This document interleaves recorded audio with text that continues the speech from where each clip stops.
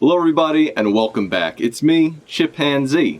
And we are back with another episode of Chips Ahoy. We are talking about One Piece chapter 1086. And unfortunately, we've heard from our good old boy Oda over at Shueisha that this will be the final chapter for the next month. So we're getting a bit of a break. I'm sad, you're sad, we'll all cry together as we enjoy this new chapter of One Piece, chapter 1086. So last chapter, what the fuck happened last time? I forget. No, I don't forget. I remember it had something to do with King Cobra. He died, presumably, at the hands of one of the Gorosei, who transformed into shadowy boys and fucked him after giving his family the D, as we talked about last time. So we learned that Lily was a D, that the Nefertari family are part of the D, like the D tribe or the D clan or whatever the fuck that means anymore.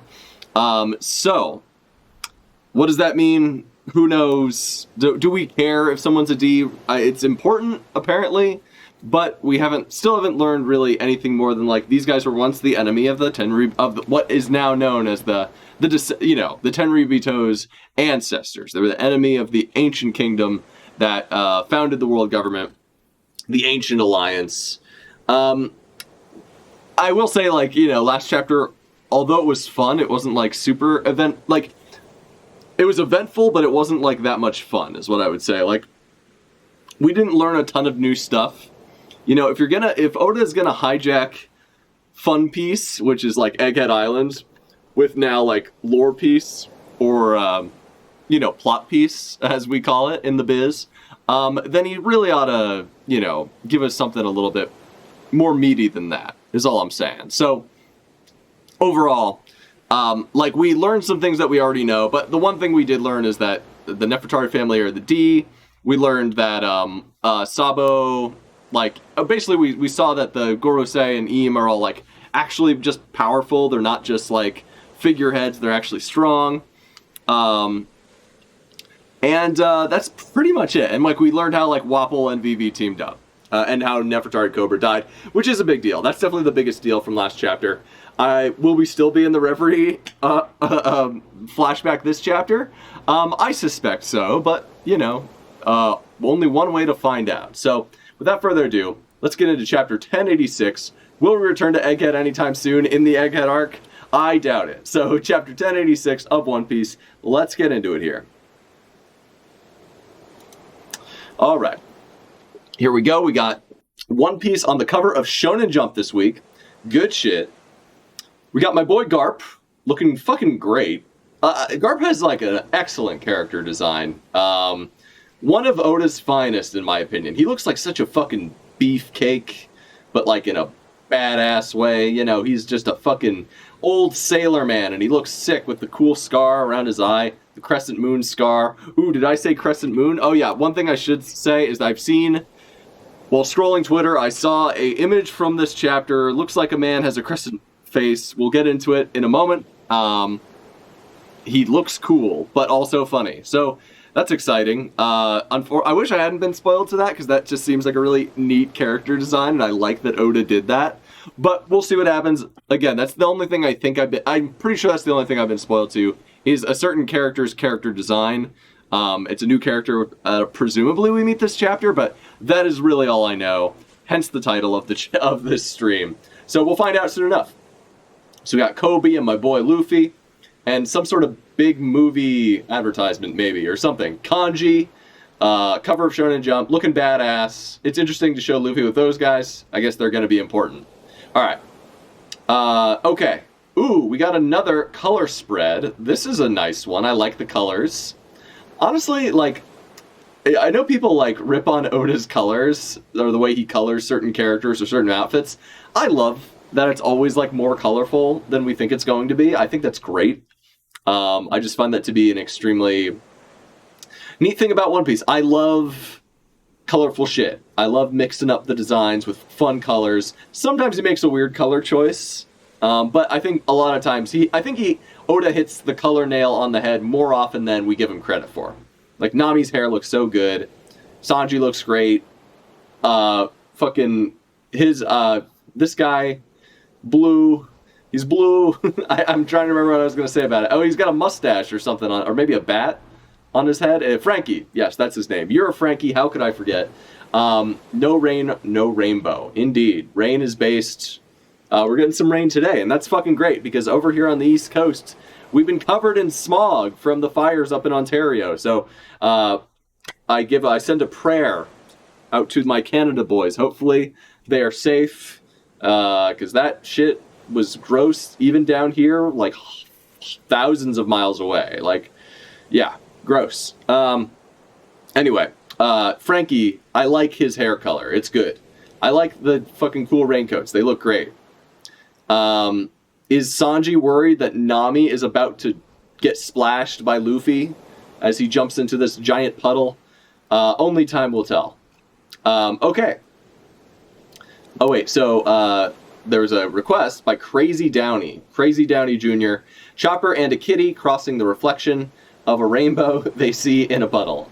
Oh, that's cute. Oh, that's actually really cute. Oh, so that's why Luffy's jumping. So it looks like he's like jumping on the rainbow. Hilarious. That's adorable. Okay. Are we getting the end of the arc right here? Like the end of the Reverie Flashback arc? The mini arc within the arc that we're currently in? Because we haven't been to Egghead for like fucking months at this point. And so the curtains drew closed on the Reverie before the news of King Cobra's murder came to light. The fallout from the Reverie. Okay, so we're learning like the actual fallout. Okay, that's good. This is Princess Vivi of Alabasta. Hasn't anyone seen her? Says Igaram, my based boy, looking like an absolute Chad with that 16th century powdered wig he's got on, which has guns in it. You guys remember that? That shit was dope. Hasn't anyone seen her? So he's freaking out because he's basically more of her dad than her actual dad is. Took care of her when he was also, Mr. 11, I think is what his title was. Also a member of Baroque Works back in the day, an undercover agent, but truly a vassal to the Nefertari family. What a based Chad. I love that guy. Oh, and this guy, we got Pell. We got Pell. He's still alive, bros. Every time I see Pell, it doesn't matter if he's doing something cool. I just hate seeing him. So, no, honestly, I mean, at least he's trying to do something. Like, at least he's playing an active role in the narrative by looking for Vivi, sort of. And Chaka, I think, is this other guy's name, and he's, picking up a knife. Where's the king? This is a condition where, yeah, I mean, these guys literally just had, like, their princess ran off with a king from another kingdom for unknown reasons after being kidnapped by the fucking shadow government. And then their king is dead. That fucking sucks. What's going to happen to Alabasta now? Who's going to be the new king? Or who's going to take this place of the king?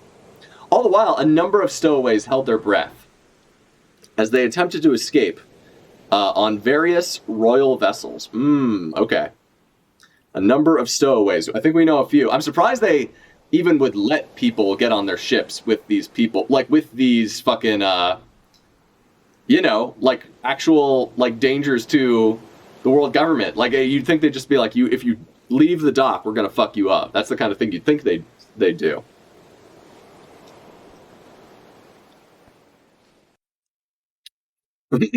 Put, like, the fucking G1 base into a state of lockdown. That's what I would have done. If I were not... If it kind of were less incompetent, he would have done something smart.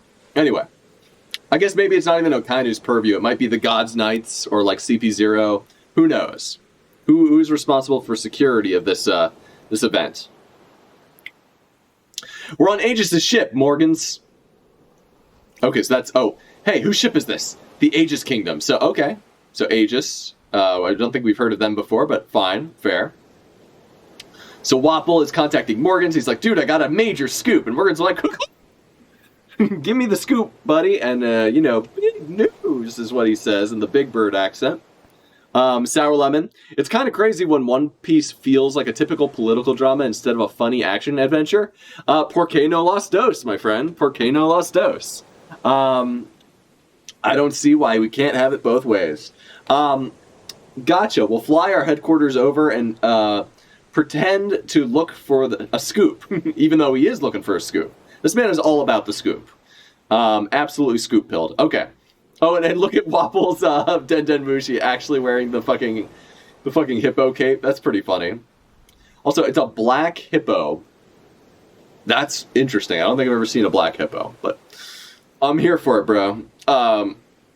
Use that chance to hop aboard and don't get yourself caught before then. I owe you one. You got that right. A king somehow became the subject of a manhunt. This is big news. Okay, so he's like, yeah, you do fucking owe me one, baby. So this is when he flew away after that government official tried to silence him. Because my man will not be silenced. Freedom of speech, based news, Morgan's best character.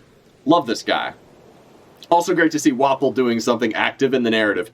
That, with Vivi, that is so fucking funny. Wapple, I'm so glad Wapple's like a part of the story again. This is so great. I never would have imagined this in a million years. And this is why One Piece is so awesome. Oda just does this shit, bringing someone back and making them relevant again. That's fucking so cool. You got that right. The king somehow became, excuse me, a subject of a manhunt. This is big news. I can't wait to hear all about it. So what exactly did you see in there, Wapple? Like I tell you, leave me alone and go back to your ship, to your own ship, so he's whispering. I can't, CP0 is no joke. Now that they're after me, it won't matter how much everyone tries to help. Those agents won't rest till I'm back in their custody. So crazy that CP0 has been after both Vivi and Robin, who we both met. Well, we met them both in Whiskey Peak. That was the first time we met them. But then we've seen them since. Like, they both were kind of... They were back-to-back members of the Straw Hats, basically. So Vivi was kind of a member at first, sort of a temporary member, and then Robin joined immediately after Vivi left, which is so interesting to see kind of like now the parallels between Robin and Vivi. Sour says, Wapple knows the government's greatest secrets now. What a guy. I know, right? Who would have thought? Who would have thought my man Wapple would play such a big, important role? I fucking love it, dude. Wapple's great. He's such a funny boy. I can't believe this guy was a main villain of an arc. That's so funny to me. Like I tell you, leave me alone and go back to your ship. I can't... Okay, so CP0 back in custody. Now let me borrow your transponder snail. I need to talk to my father as soon as possible. He's a total worrywart. Anything but that. Get lost already. What's wrong with you? So she's trying to get in touch with her dad because she doesn't know what happened to him. These guys... Oh, is this King Stelly by any chance? No, it looks like King Stelly. I don't think it is King Stelly. Okay, but we got tall, funky Egyptian-looking CP0 guy walking around with a picture of Princess Vivi. You know, a classic pinup of my girl. And this guy's ogling it, even though his lady friend is not happy about that. We got fucking this man. This guy. We got him. We got the boy. He's doing the one job he can do, which is reconnaissance, or like, you know, being loud and being like, hey, has anyone seen this individual?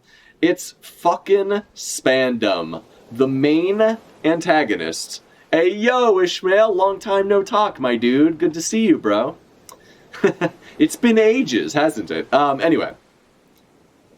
We got my boy. Also, ain't that Goa Kingdom King? It looks like Goa Kingdom King, but this does not look like Goa Kingdom King's wife. Yeah, I thought it was Stelly at first, too. I don't think it is anymore. Also, this ship is fucking based. Look at this cool lion, regal-ass helmet. What kingdom is this called again? This is called Aegis, the Aegis Kingdom. I really want to learn more about them. I don't think we will, but who knows? They look fucking fancy. Some bougie-ass bitches over there. We got Spandam over here, actually part of CP0, which is fucking hilarious. Doing the one job he can actually do, which is show a picture to everybody. Aw, little fucking... what's her name? Little Bonnie. She's a little girl. Look, so adorable. I'm hungry. Tajin Kingdom ship. Hatch section. Okay, and then we got Sabo all fucked up. Like, really fucked up. If I can just make it to Lucia, Huff. I know I can figure something out. Lucia Kingdom ship. Build section. I wonder. I'm counting on you, Sabo-kun. Huff. You must live on. So he's like bleeding out, trying not to die. And he remembers his charge from King Cobra, who gave him, you know, a mission. Deliver the words. Deliver the truth of what you've learned here to, you know, the Vivi, Luffy, and basically, like, the world, kind of. So, pretty crazy. Don't get me wrong, I'm not a big Sabo guy. I don't like the way he was introduced in the story. This is a fine way to use his character. I'm fully on board with it. I like it. I think this is like a good direction for him. It's not Robo Sabo, and I'm a little upset about that, but you know, he could be used in ways that are less effective. This is fine.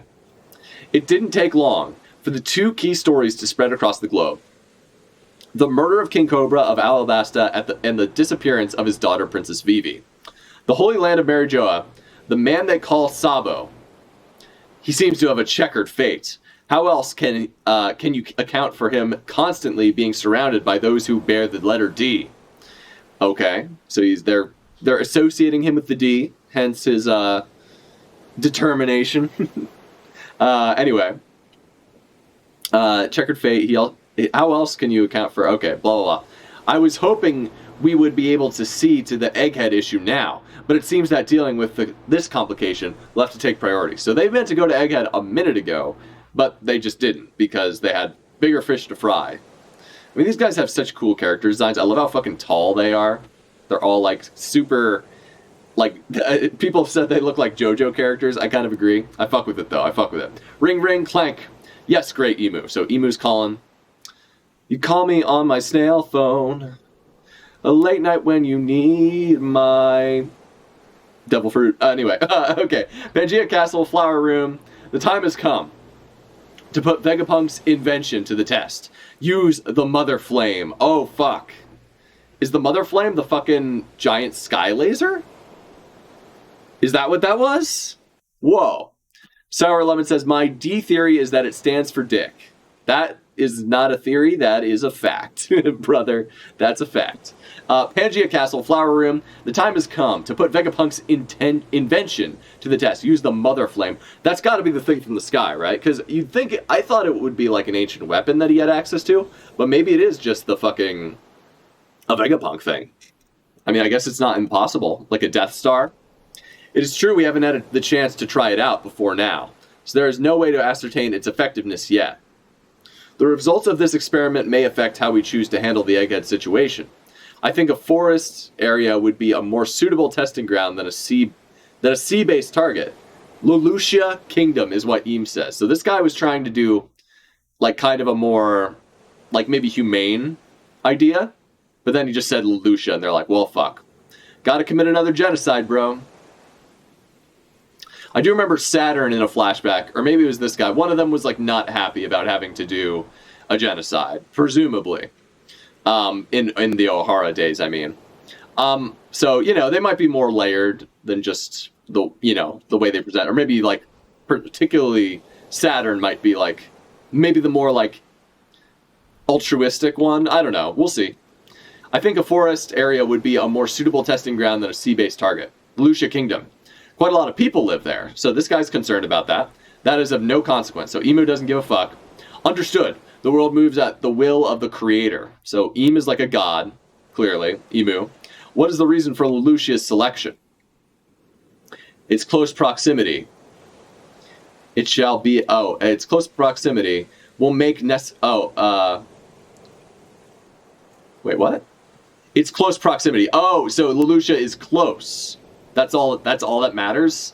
Okay, so this is actually now that I'm reading this is kind of like an intense scene. You see his eye, or his or her eye, super close up, and it's close proximity. It's like, that's the deciding factor. It's just that nothing else matters but the fact that it can get there super fast.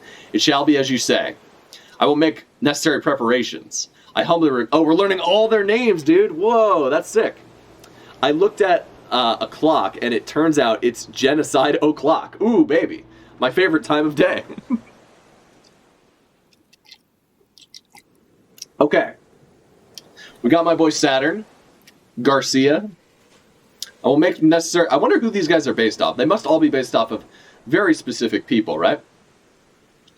I will make necessary preparations. I humbly request your patience in the meantime. 5 Elder Planets. Defense Science Warrior God. Oh my god. That's a fucking title. Defense Science Warrior God. Okay, maybe he's not a good person. I mean, I never thought he was a good guy, but I thought maybe he might be conflicted about this. This guy seemed the most conflicted, just based on what he said, but who knows, man. Their designs are so goddamn good. I love that we're finally learning about these guys. This is actually based. We already know they have devil fruits, but now we're learning, like, nah, these guys are, like, real fucking deal. Excuse me. Sour says, what if they're all based on historic Japanese war criminals? Or just regular war criminals? Probably the latter. I'm guessing, like, this guy's based on, like, the Russian guy, the guy with, like, the mark on his head. The Russian, not Tsar, it was post-Tsar. It was, I forget the name. I want to say Khrushchev or something. I don't think that's him, though. This guy, I'm not sure. The design looks so, like, I feel like I should know who this is, but I don't. This looks like Gandhi or something, which is interesting. I don't know about this guy, yeah. And these two, I'm not sure. But they look like real life, like, world leaders. Like, that's what they're based on. Rasputin? Maybe. The post-Stalin leader of the USSR, Khrushchev? I forget which one. I used to have a fucking, what's it called? Like a, I used to have like a, one of those Russian nesting dolls of all like the fucking leaders since the time of like, Tsar Nicholas II. So this guy was in there. I forget, what his name is though. I used to know them by heart. Obviously Putin was too new to be included in that, but that was an interesting, thing to have. I think it went Stalin, Khrushchev, Gorbachev. It might be maybe Gorbachev. I'm not sure. I don't remember. I humbly request your patience in the meantime. Okay, so he's prepping the fucking weapon. He's the defense science warrior god. So I guess this guy's a scientist? Maybe that's why he's going to Egghead? Lelouch's citizens have shown sparks of rebellion recently. So this guy's just on board. He's like, yep, I guess. Or whether either he's on board or he's like self-justifying. It's like, yeah, well, hey, this might have happened anyway. We might have had to make someone an example. 5 Elder Planets, environmental warrior god, St. Marcus Mars. So we got Saturn, Mars. We may be able to make an example out of them, says Gorbachev. 5 Elder Planets, justice warrior god, St. Topman Valkyrie. Ooh, that's a dope name. Topman Valkyrie. He looks kind of like a top. Not in like a sex way, but like in like a spinning top kind of way, you know what I'm saying? We may be able to make an example out of them. 5 Elder Planets, Justice Warrior God, St. Topman Valkyrie. If we could one day use this power freely. 5 Elder Planets, Finance Warrior. Oh, so this is the finance guy. Okay. I can see him as like one of those Japanese guys who counts things like, you know, counts like coins with like a ruler and stuff or whatever, or like that like measuring stick. Like in fucking Princess Mononoke. Also in a sexy way. Yes, thank you, Sour. You know my true intentions. Yeah, so that's interesting. I kind of like that for this guy. I don't know. I thought this guy would be the finance guy. Ha ha ha ha. No, I'm just joking. So this guy's the judge, the justice warrior guy. So maybe Ennis Lobby is directly under his thing. Environmental warrior guy, that's kind of interesting. Finance warrior god, Saint Ethan Baron von Nussjuro. Okay, so he's got like a Japanese last name. That's interesting. Ethan Baron von Nussjuro. It's like Russian and Japanese. That's interesting. We could instantly snuff out any protracted conflict. Why do you say protracted? I guess that works technically grammatically, but I don't know. When I think of protracted, I think of... No, that's not protracted. That's a different word. I was thinking of prolapsed. Never mind. We could instantly snuff out any prolapsed conflict. Snuff it out? You mean sniff it out? No, I'm joking. Anyway. Oh, God, that hurt. 5 Elder Planets, agriculture warrior god. So wait, there's an environmental warrior god and an agriculture warrior god. That's interesting. Saint Shepherd Jupiter. Jew-Peter. Why did they separate J-U and Peter? I want to know what a prolapse conflict would be. That's a good question. Give me an example. Damn. Putting me on the spot, bro. Prolapsed conflict. Well, oh god, maybe when like a planet, I don't know. When a planet is hit by a fucking asteroid, it prolapses the planet. And the people who are alive are left dealing with the aftermath, hence the conflicts, maybe. I don't know. That's the best I could do. One more thing, of course. Retrieve Vivi, as you wish. So bring her back. Why do they want Vivi, though? So that's curious. They want Vivi alive. You think they just want her dead? Meanwhile, the kingdom of Tajine... Oh, that's where the hot queen is, right? The pretty queen. And the Aegis kingdom are both rebelling. Oh, shit. Those are the two places that's the place that Sabo went. And I think Tajine was the place that Bonnie went. Or she stowed away on a Tajine ship. Between the disbanding of the 7 warlords... Oh, fuck. And the uprisings in government-affiliated nations... The Navy has their hands full. However... Oh, wow. Yeah, I guess that makes sense. However, deploy the Seraphim. Crocodile was spotted on Empty Bluffs Island. Oh, shit. Empty Bluffs Island, Buggy's Island, we know. And we see the baby versions of the other Shichibukai at long last. I was wondering when these funny boys were gonna... Excuse me. I was wondering when these funny boys were gonna show up, man. Dude, look at baby fucking Dofi, baby Moria, and baby Crocodile. Is Crocodile a woman? Will we find out? Will it be... It doesn't look like it. Just looks like a baby version of him. That'll be interesting. I wonder if he'll have a sand fruit or something like it. Baby Doflamingo is so fucking funny. Oh my god. And Baby Moria is just cute, man. These guys are great. I love the Seraphim. They're so cool.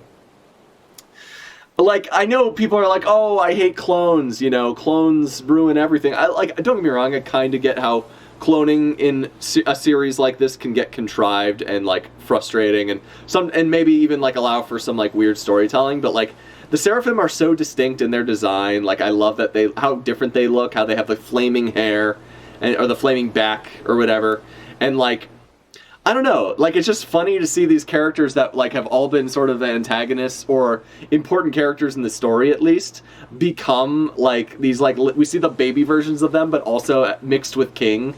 It's just really funny, and like it's just funny to see the baby versions of these funny guys and have them be like actually formidable and dangerous. It's really cute. I really like it. It's a really cool idea. I'm such a huge fan of like these baby designs. They're so funny, man. Sarah says, I want to know, I already gave the example. The worst thing you could call it in One Piece is lazy for using antagonist. I mean, I wouldn't even go that far, because this is, like, interesting, and it's building up to, like, Vega, like, it relates to the Vegapunk stuff, it relates to the Warlords being disbanded, which makes all the sense in the world. Like, yeah, let's just fucking replace them with stronger versions of themselves. Like, they signed away their likeness to us, we can do whatever we want with that shit.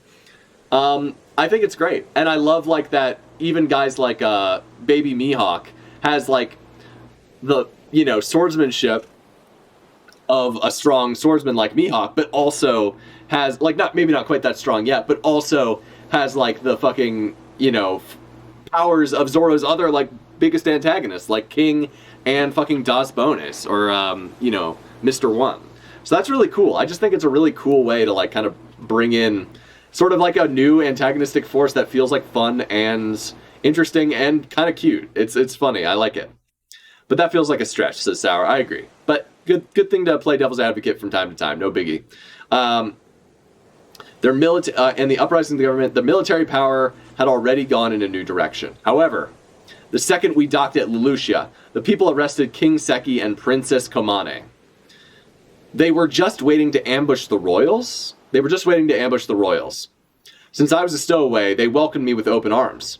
That's when I saw the papers and found out that they pinned King Cobra's murder on me. Unsurprisingly, the people there considered me a hero. I want to tell them the truth. When I saw how not so revolutionary after all, not really trying to get rid of the monarch, are they? Yo, we got Ace's Milkmaid GF down here. That's, oh man, exciting stuff. Unsurprisingly, the people there considered me a hero. I want to tell them the truth, but when I saw how that lie fanned the flames of rebellion within them, the words died in my mouth, and it seems like Dragon... So, Sabo held his tongue because he's like, no, I want you guys to rebel, I guess. So maybe Sabo is kind of a little bit based. But you know what? Dragon seems not too pleased with this turn of events. Betty and the others had already inspired a lot of them. I love that some of them are just holding like giant, like broomsticks with knives tied to the end. That's a really cool detail. I actually really like that. And I ended up bringing many of those hopeful recruits back with me. I couldn't make direct contact without an encryption snail, so I rerouted my call through the island while we were setting sail. Okay. Oh, so he rerouted it through Lelouch. Is that why they destroyed Lelouch? No, because we know it was just proximity. That's literally was the deciding factor, as stated by Eam. Unless he can read the future, like Katakuri, or maybe even more so, and knew that Sabo would go there. I knew the government would intercept the signal, but doing it like that was sure to fool them into thinking I was still on Lelouch. However, I was just within range, having already set out to sea with our new enlistees. So the annihilation of Lelouch really did happen during that call. Yeah, everyone on board was historically was hysterical. A lot of them had family on the island. This is the most verbose One Piece has been in a while, but it's not bad. This is fine information. And yes, Sabo's the mouthpiece of the author, but he's also showing some character in these moments, which is fine. Like, I'm not hating this, to be honest. It's good to get like a direct source, or like a first-hand thing.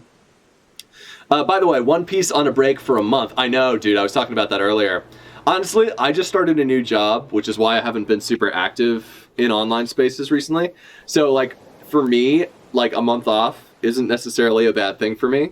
I'm also been busy and stuff, so, but, yeah, like, month off, sometimes that happens, bro. But anyway, does that mean Arthur reaction in the meantime? Honestly, I might do Return to Reverie, just because I want to compare it to this. I want to see if Arthur had better ideas than my man Oda. If he did, we're calling Arthur Garter for now on. So we'll see. I might do it. I'm thinking about it. Maybe next week. Someone has to do the exposition. Yes, someone has to do it. Might as well be me. All right. However, I was just within range, having already... okay. They saw their country obliterated right in front of their eyes. Despicable. How in the world did they do it? An enormous shadow seemed to engulf the sky above us, and the next moment, everything was gone. An enormous shadow? There's no way it was caused by a living thing or some natural disaster. Something pitch black was flying above the clouds. I mean, that's ominous as fuck. And I kind of love it. Okay, so we got this guy, Super Sabo, like his hair, looking good. And I like this story that he's crafting here. Sabo, earlier you said that they use the name Emu. Right, this may be a little out there, but when the world we know today was created 800 years ago, one of the first 20 sovereigns was Saint Emu of House Nerona. Emu of Nerona. So we got more information on Emu. More than we got the last chapter, honestly. Just knowing, of House Nerona. So, the King of Nerona, huh? Or maybe it's maybe not the King of Nerona, but the House of the Royal Family is Nerona. Excuse me. Interesting. So, they must know this because Robin was with them for a while, perhaps. Robin was like part of their organization for the last few years. So now look at this. Since we know an ability granting external youth is said to exist, that must mean. Oh shit! So this is related to law. I was thinking that's the reason Emu must have lived so long. Is someone with the law, the Ope no Mi must have done the surgery on him 800 years ago. So a lot of fucking threads are finally coming together. So that's really interesting. Since we know an ability granting eternal youth is said to exist, that must mean someone has used it before, right? Which means there's a person out there that doesn't need to worry about death. So you think the one I saw it could be a coincidence. Maybe they just share the same name, but could anyone else but a founder command the 5 elder planets, the highest of world nobles? The celestial dragons fancy themselves as the descendants of the gods, after all. Yeah. Man, that's crazy. So, we got an immortal person who probably had someone use the Ope Ope no Mi on them 800 years ago or so, maybe even further back than that, maybe 900 years ago or something. Ivankov is a fucking genius tying this together. Ivankov is like a true One Piece theorist. She just like me for real. All right, here we go. One more thing. Assuming, I love that. One more thing. Assuming the object you saw above the clouds was a weapon made by the government, then the only one capable of creating such a thing would be Vegapunk. I mean, I just assumed the first time we saw it, it might have been like Pluton or Uranus or something, like an ancient weapon we just hadn't seen yet. But the fact that it was created by Vegapunk is fucking crazy. So Ivankov is like, this is your friend. Your friend did this. What the fuck? Hold it, Eva. Vegapunk would never intentionally design a dedicated killing machine. Oh, fuck off. This motherfucker gives everyone the benefit of the doubt, Dragon. Piece of shit. Come on. I know. So what if it was an ancient weapon? Oh, okay. So Eva actually think it was an ancient weapon, which is interesting because I thought Emu said it was Vegapunk who made this. To put Vegapunk's invention to the test, use the Mother Flame. So it seems like it's not an ancient weapon. But Ivankov seems to think so. So that's odd. I don't know. I mean, Ivankov is on the same train of thought that I am, so that's interesting. It is in fact my anus. It was your anus all along, Sour. Why am I not surprised? I shat that laser beam on Leloucha. Bro, just like me for real.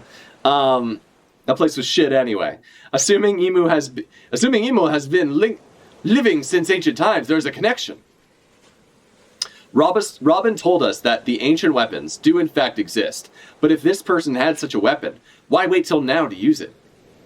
Oh fuck. Okay, we're getting Moon Boy. Who is this man? Present day, the Holy Land of Marijoa. This guy's fucking drip is off the chain, bruh. I love it. A celestial dragon has just been sentenced to death. Oh, fuck. Is it Mjosgard? Imagine murdering Mjosgard instead of Charlos. That's fucking wild. Our food supply is gone. Our food supply is gone, eh? We have no bread. All we have is cake, eh? Let them eat cake. Someone say it. Someone's got to say it. Where's Marie Antoinette? Or that Nantucketet lady that we saw in Goa Kingdom. However, this information will never be reported to the outside world. Wow. The judge was the former king of the land known as God's Valley. Oh shit, that's this guy? He currently serves as the supreme commander of God's Knights. Wow. The judge was the former king, quote-unquote king, of the land known as God... Wait, is this Rocks? No way, dude. Hold on. Hold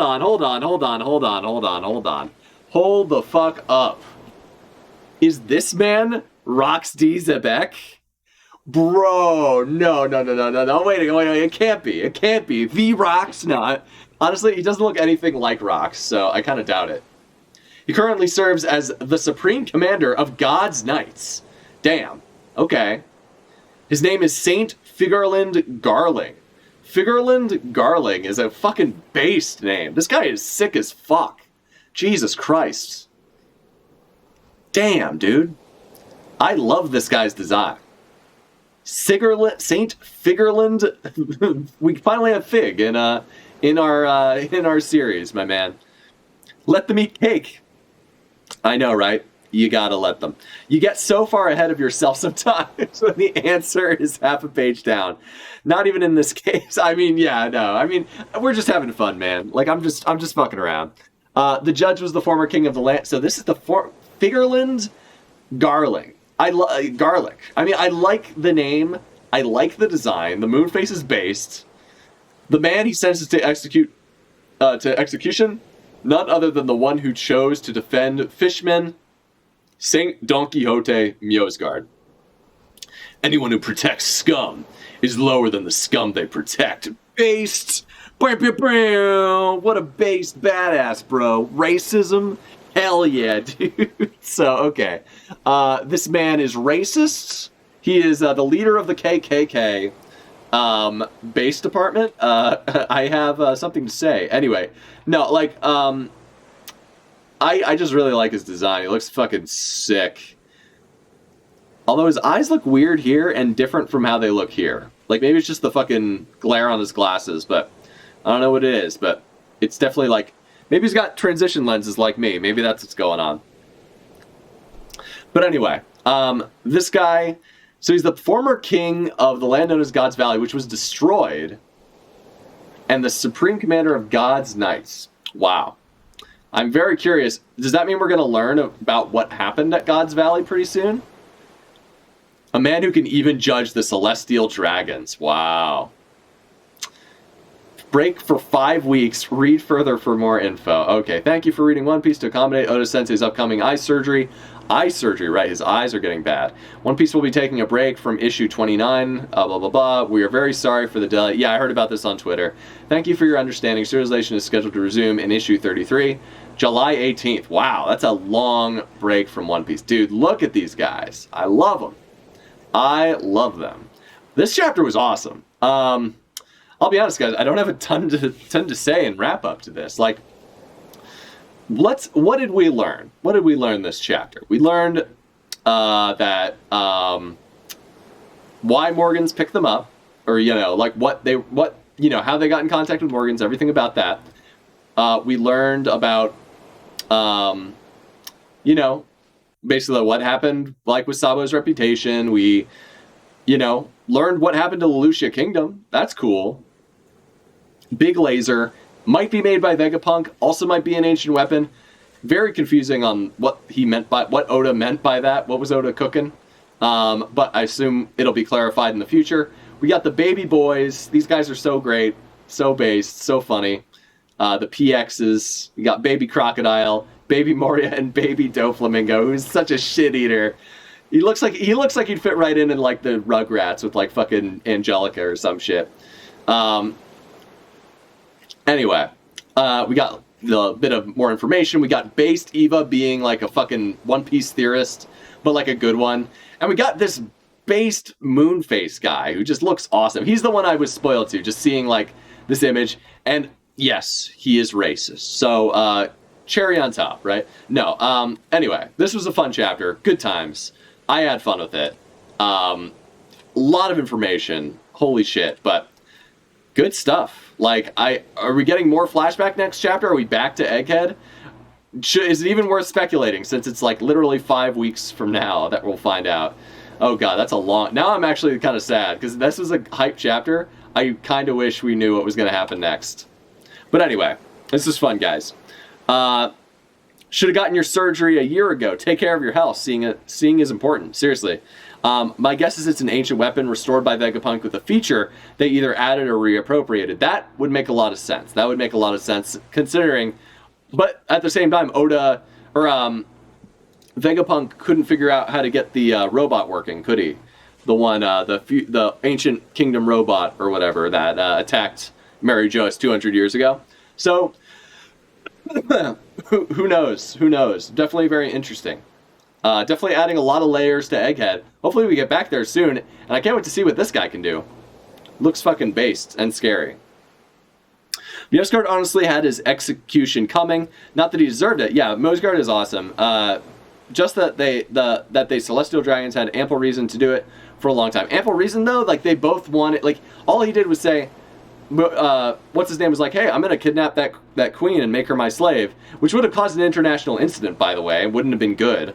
And then Mjosgard said fuck no and attacked him. Like it was just, I don't know. I guess the way these guys see it is different because they're racist, but I don't think Mjosgard did anything particularly wrong. Maybe letting those two guys try to kill Charlos, that might have gone a little too far, but I don't know. He has been actively going against the power of the dragons for a while. Not really. Not that we've seen. I don't know. He just seems like a good dude. And honestly, like, I don't know. We've seen him do two things. One thing against another dragon on his level, and then, like, another thing against another dragon on his level, but also, like, I guess, potentially protecting pirates. So that's the one thing that could get him in a hot seat, but everything else seems pretty reasonable, even for, like, the world government system as far as I can understand it. But anyway, guys, all right, one last one from Sour. He relinquished his position, advocated for the position of the fishman. I don't remember him relinquishing shit. He just used his position to help other people, basically. That's all he did. He didn't relinquish a goddamn thing. But advocating, I don't know. Maybe he did. I don't know. Maybe to come to the surface. With how draconian they are, I feel like they would have done it by now. I'm not convinced, but I mean, now I'm convinced because it's happening. But like, I wasn't convinced before this that they'd be like, they'd sentence him to death or whatever. But who knows if he'll actually die? I mean, Mjosgard was based. He's like a great character. So definitely interested to see what happens with him. Wasn't he Doflamingo's dad? No. Doflamingo's dad was another guy. I mixed stuff up. Yeah, Doflamingo's dad was already killed. So, no, he's Doflamingo's like uncle or like cousin or something. Hi, Chip. Swag drill break. What's going on, man? You're catching us right at the end here. We're about to wrap it. Either way, the dragons are draconian, so it wouldn't have been surprising for them to have done it already. Yeah, I just don't agree with that, man. Just because, like, they both have, like, they're just the same rank of people. They're both dragons. One just has different sensibilities. They were both doing violence to people. I guess because he did violence to another dragon and, like, allowed for underlings to do so as well, I guess that's where things kind of went off the rails. So, who knows? Oh, no, I'll check out the VOD later then. Yeah, man. I'll try to get it up by tomorrow. But yeah, guys, that's the chapter. Fucking good one. Excited for the next one in a month and a half. So anyway, guys, this was a lot of fun. I'm gonna call it. I got shit to do. I got places to be. And yeah, man, there's a lot to talk about. I can't wait to hop into the chat with y'all and discuss this chapter a bit further. But anyway, good chapter, and I will see you guys. I'm actually, like I think Sour was suggesting I do return to Reverie reactions now that we're done with the actual Reverie. I think I might do it. I think it could be fun, especially since we have a bit of a break. So might as well play around with that. But I am pretty busy the next couple weeks, so we'll see what happens. I will keep y'all posted. And yeah, just follow the Twitch, follow me on Twitter or Discord or wherever, and you will see when those streams happen, and it'll be a good time. It'll be a good old time. All right. Anyway, have a good night, guys, and I will see you next time.